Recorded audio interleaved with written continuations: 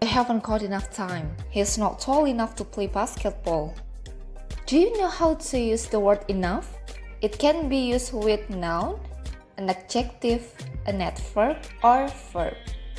Number 1. Enough comes after verb, adjective, and adverb.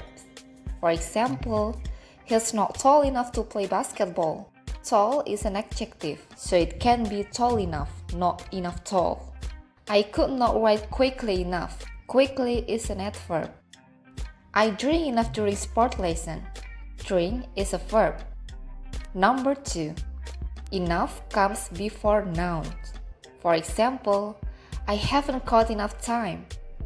There is not enough food for children. Time is a noun, also word food. Keep practice. I hope to see you again. Goodbye.